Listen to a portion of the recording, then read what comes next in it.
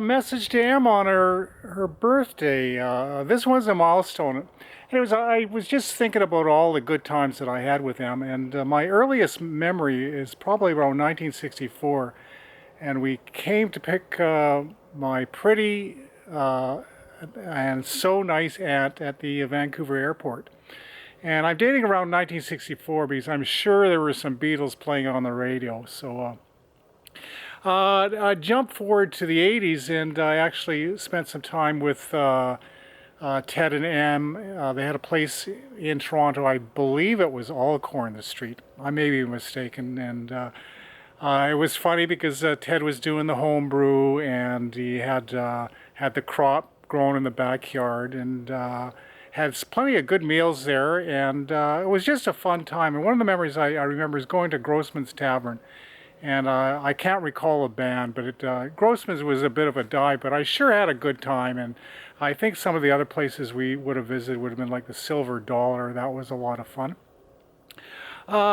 Next, we'll jump forward right to 2008. Me and Linda went out to M's place. Dad had his heart attack, so she put us up for a couple weeks. And again, it was 2 weeks of just solid laughing. And I just remember having such a great time. I haven't seen Em for a few years. She was in Toronto, like I'm thinking it's maybe 10 years ago that I hooked up for her, and she had been had doing some partying with Scott Forbes, and I think had a bit of a hangover. But anyways, it kind of, when I picked her up, things got awry because we had to drive her into the emergency. There were some issues going there, but she bounced back once again.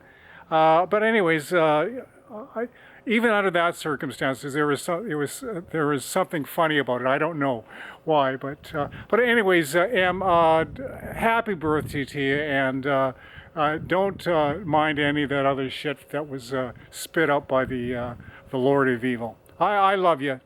Take care.